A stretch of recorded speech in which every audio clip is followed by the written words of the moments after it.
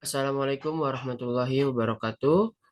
Perkenalkan, nama saya Fazal Azril Amir. Saya dari Pendidikan Ekonomi dengan nomor NIM 1872150166. Di sini saya akan mempresentasikan hasil tugas Ekonomi Pendidikan dengan dosen pengampu Bapak Uza Sukmana. Materi yang saya ambil ini tentang analisis cost benefit. Nah, materi yang pertama di sini tentang analisis cost benefit. Cost benefit analysis merupakan proses pembandingan biaya yang diperhitungkan bersama dengan fungsi yang berhubungan erat bersama dengan penentuan aturan untuk menetapkan apakah peraturan yang ditentukan tersebut disesuaikan atau bukan berasal dari sudut pandang usaha. Sedangkan yang dimaksud dengan biaya yaitu kelemahan-kelemahan yang berpotensi muncul berasal dari ketetapan yang ditentukan. Bersama kata lain, cost benefit analysis bisa diartikan sebagai metode perhitungan semua biaya yang berasal dari suatu aktivitas usaha atau suatu ketetapan.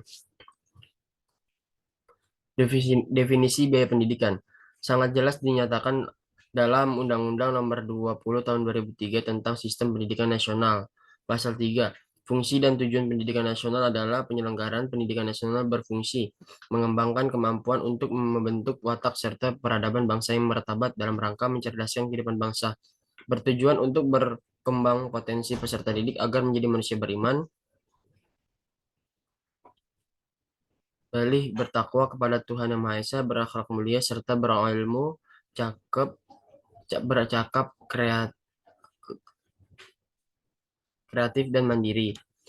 Nah, komponen-komponen biaya pendidikan di sini ada peningkatan KBM, peningkatan pembinaan kegiatan siswa, pembinaan tenaga kependidikan, rumah tangga sekolah, pengadaan alat-alat belajar, kesejahteraan, pengadaan bahan pelajar, perawatan sarana kelas, sarana sekolah, pembinaan tenaga kependidikan, pembinaan siswa, pengadaan bahan pelajaran, pengelolaan sekolah, pemeliharaan dan penggantian sarana dan prasarana pendidikan, biaya pembinaan, pemantauan, pengawasan dan pelaporan, peningkatan mutu pada semua jenis dan jenjang pendidikan, serta peningkatan kemampuan dalam menguasai iptek. Nah, di sini strategi memperkirakan biaya pendidikan. Nah, memperkirakan biaya atas dasar sumber-sumber biaya, memperkirakan biaya atas dasar laporan dari lembaga-lembaga pendidikan, menggunakan secara langsung laporan dari lembaga-lembaga pendidikan. Nah, sumber dana pendidikan.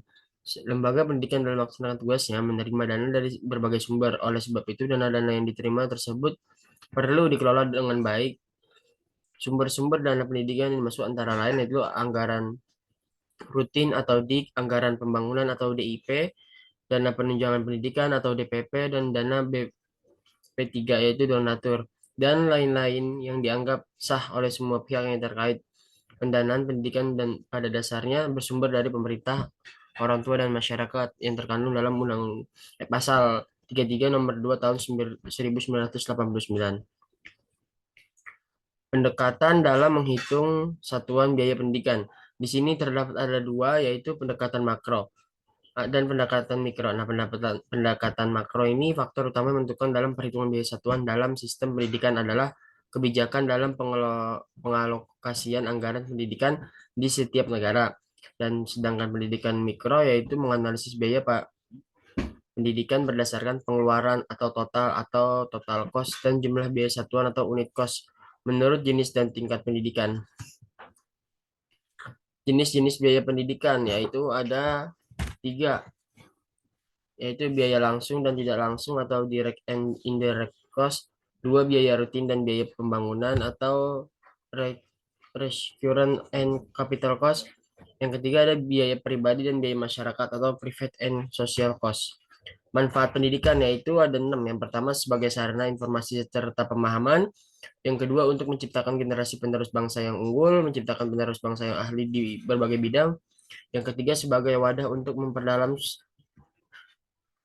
suatu ilmu pengetahuan. Yang pendidikan bisa bermanfaat bagi seseorang yang ingin memperdalam suatu disiplin ilmu. Yang keempat, jalan untuk mendapatkan pekerjaan yang diharapkan.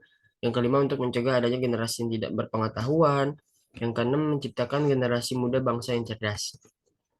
Pengukuran manfaat pendidikan yaitu pengertian pengukuran dalam pendidikan itu pengukuran dapat diartikan dengan kegiatan untuk mengukur sesuatu. Pada hakikatnya kegiatan ini adalah membandingkan sesuatu dengan sesuatu yang lain. Nah, pengukuran menurut para ahli yaitu menurut Igen Masindo, pengukuran adalah suatu kegiatan menentukan kuantitas suatu objek melalui aturan-aturan tertentu sehingga kuantitas yang diperoleh benar-benar memiliki sifat dari suatu objek yang dimaksud. Terima kasih, sekian presentasi dari saya. Kurang lebihnya mohon maaf. Wassalamualaikum warahmatullahi wabarakatuh.